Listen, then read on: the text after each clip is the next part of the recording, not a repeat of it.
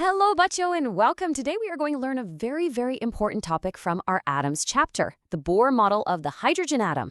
Now, I know it can sound a little complicated, but trust me, we're going to make it super simple.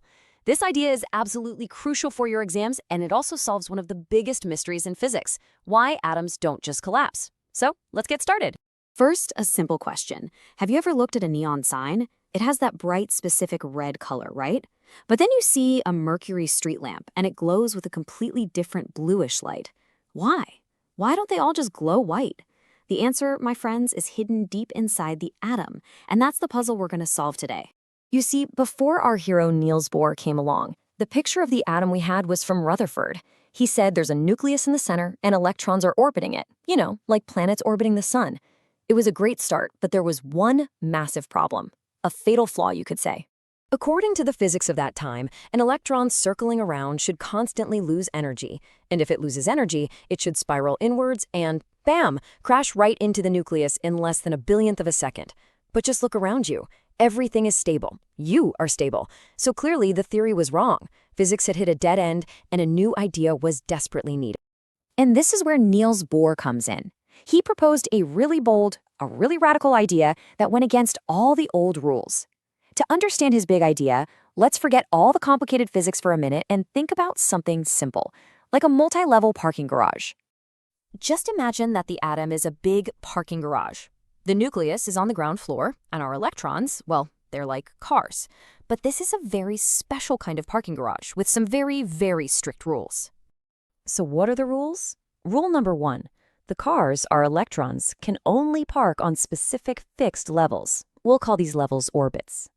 Rule number 2, and this is the most important one, you absolutely cannot park on the ramp between the levels. It's just not allowed. Rule number 3, each level has a fixed energy, kind of like a fixed parking fee. And finally, rule 4, if a car wants to move from a higher level to a lower one, it has to give back the exact difference in energy. And how does it do that? By releasing a small packet of light, a photon. That's the glow we see. Simple, right? Okay, so the parking garage analogy is great for understanding the concept, but for your exams, you need to write the official stuff, the actual physics. So now, let's look at the formal rules, or what we call postulates, that Bohr actually wrote down. Now, this is the language straight from your NCERT textbook, so pay close attention. Postulate 1 says, an electron in an atom can revolve in certain stable orbits without emitting any energy. These are our special parking levels. Postulate 2 says, an electron emits energy only when it makes a transition or a jump from a higher energy orbit to a lower one, and that energy is emitted as a single photon. See? It's exactly like our analogy. The first rule just means the car is stable and safe when it's parked correctly on a level. The second rule means it only gives off energy, that flash of light, when it jumps down from, say, the third floor to the second floor. It's the same idea, just in scientific language. Now, Bohr didn't just give us ideas, he gave us a powerful formula to calculate the energy of each level for a hydrogen atom, and here it is. En equals minus 13.6 divided by n squared, and the unit is electron volts, or eV. Here, n is just the orbit number, level 1, level 2, level 3, and so on. This formula was a game changer, because now we could actually calculate things and test the theory. So, chalo, let's try a simple sum to see how this works. It's a classic question. What is the wavelength of light that comes out when an electron in a hydrogen atom jumps down from the third orbit, n equals 3, to the second orbit, n equals 2? Let's find out. The calculation is very straightforward. Step 1, we use our formula to find the energy of level 3 and then the energy of level 2. Easy. Step 2, we find the difference between them. This difference is the energy of the photon that's released. Step 3, we need to convert this energy from electron volts to our standard unit, joules. And finally, step 4, we use the famous formula lambda equals hc by delta E to find the wavelength. And when you do the math, you get 658 nanometers. And listen, this is not just some random number. This is the exact wavelength of a specific red light that scientists had been seeing from hydrogen for years. It's called the H-alpha line.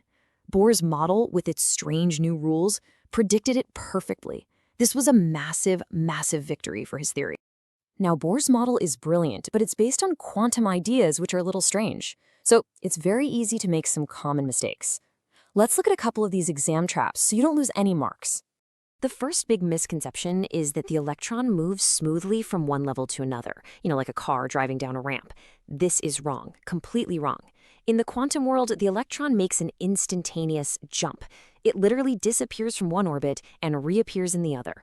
It's never in the space between. It's more like teleportation.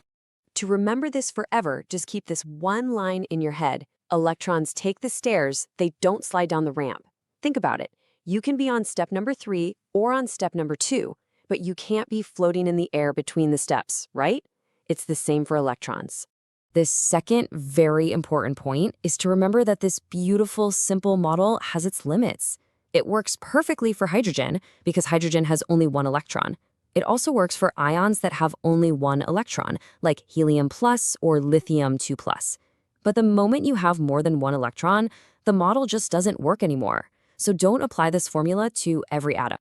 So you might be thinking, if the model only works for hydrogen, why do we study it so much? Why is it so important?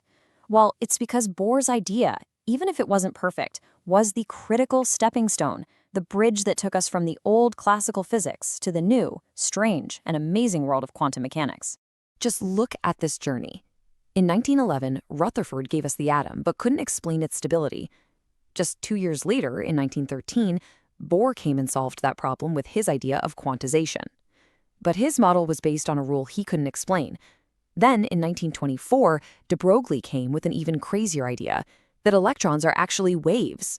And that's a story for our next class. Okay, so let's quickly summarize the key takeaways for your exam. First, the idea of quantization is what solves the atom's stability problem. Second, the electron's angular momentum is quantized. Third, electrons jump between fixed energy levels and emit photons. Fourth, the model's biggest success was predicting hydrogen spectrum perfectly. And fifth, remember its limitation, it only applies to single electron atoms. And that brings us to one last, very deep question. Bohr's model was amazing. It worked, but it was built on a rule that he just made up because it gave the right answer. He couldn't explain why energy or angular momentum had to come in these specific steps, in these packets. What was the deeper reason for this? The answer to that question would change physics forever.